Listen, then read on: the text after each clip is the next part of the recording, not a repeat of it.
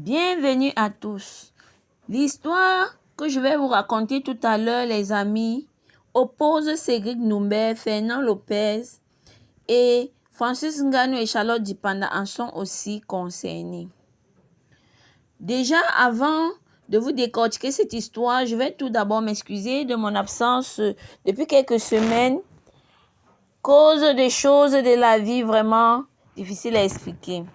En effet, les amis, prenez vos tabourets, asseyez-vous confortablement et pour ceux qui me découvrent, abonnez-vous à ma page, activez la cloche de notification pour faire partie de la grande famille, likez et partagez la vidéo. Alors les amis, si vous êtes bien installés, écoutez bien l'histoire avant de juger quiconque et de donner à la fin de la vidéo vos avis en commentaire. Le buzz actuel sur la toile oppose Cédric Doumbé à Fernand Lopez. Qu'est-ce qui se passe entre les deux tourtereaux? Je vous explique. Vous voyez, quand on a mangé le marigot de Cruy, on prend la grosse tête. On se sent au même pied d'égalité que la personne. En fait, les amis, Fernand Lopez, mari actuel de notre diva du micro, Charlotte Dipanda, fut, je précise bien, fut le coach personnel du boxeur Cédric Doumbé à une époque comme il le fut aussi pour Francis Ngannou.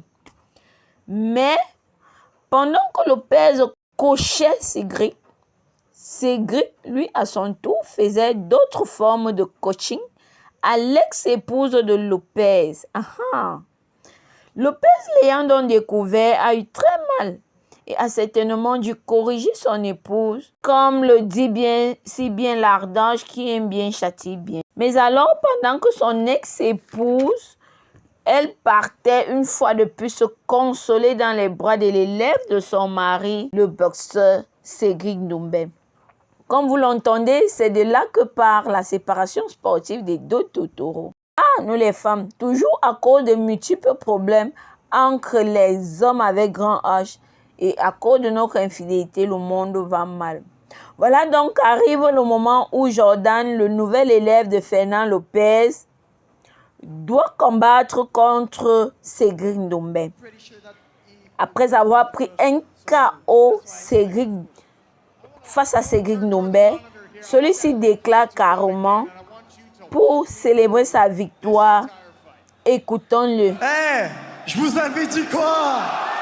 Il n'y a personne qui peut me tester, poteau. KO, premier round, on n'en parle plus. Théma depuis tout à l'heure, il me regarde, mesquin. Peu importe ce que des gens disent, jamais je refuse un combat, poteau. I never decline a fight. So, les gars, c'est une dinguerie. Pourquoi n'a-t-il pas vérifié les angles morts? J'ai envie de dire ça pour Jordan. Hey, lui, il n'a rien à voir dans ça. Vous savez très bien qui a pris ce KO. C'est pas Jordan. Vous savez très bien qui a pris ce KO. Celui qui a pris ce KO, c'est celui qui frappe sa femme, qui frappait son ex-femme. C'est lui qui vient de prendre un KO.